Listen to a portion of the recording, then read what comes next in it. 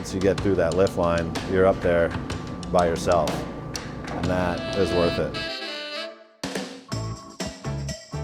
That's the fastest fixed grip in North America. It's getting you 2,000 vertical feet in 9.5 minutes.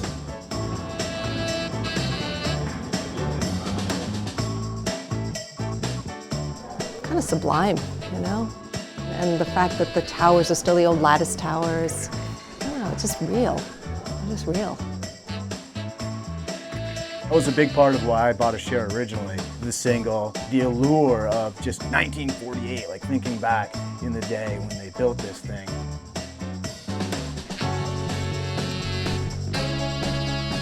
I recognize that when people come here, it's like, if they've never been here before, it's like, poof. You know, their minds are exploding trying to figure out how this machine works, right? You know, like everything is so strange. What the single chair does is it takes the crowd and it delivers you to an experience that is uncrowded. You get up there at the top of the mountain and there's no one else up there. It's all about skiing. You know, it's not about fancy base lodges, it's not about fancy clothes. That's a funny one because people always think, well, ski it if you can, it must be a really hard mountain to ski and this and that, like the Black Diamond Mountain. But really, it's like an in joke. It's like, oh, well, you were closed for 15 days there and then you got 40 inches of snow and that's ski it if you can. I mean, the terrain is indescribable. It's made me a better skier. It's made me who I am. You know, made me push my boundaries and get out of my comfort zone and you know, just be in the mountains. I feel like I'm in the mountains at Mad River. I don't feel that at other resorts. Betsy Pratt, who owned Mad River Glen for all those years, I could see her coming she would wear a purple one piece and a purple Mad River Glen hat with like magenta letters. Still skiing when she was 80. And then when she was 81, there was this one day where everything was slush. She goes to the top and I see her working her way down the chute. I was like, wow, that's amazing. Look at that. I love Betsy Pratt. Crazy as a coon, always was.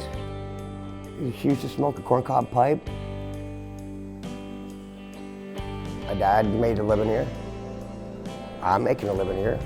My son, he does other stuff in the summertime, but his winter job is to be here.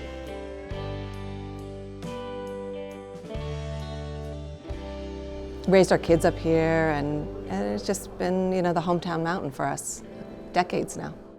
I never had to worry about them getting on the chair. Stevie and the other guys, it's like a ballet. The way they scoop the kid up and they set him on the chair and another person shuts the gate and sends them off. They look at you, I remember the first time you picked me up. Probably one of the best parts. I feel like Mad River takes me away from the everyday.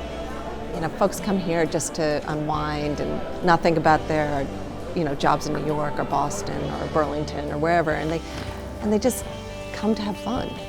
No one's showing off. No one's talking about their hedge fund. You know, they might have one, but they won't talk about it.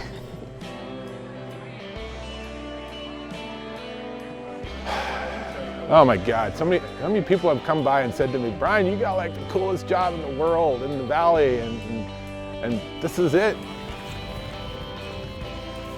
In a world where everything's become so commercialized and industrial, including our recreation, it's nice to see that there's a place that sort of sticks to the original plan.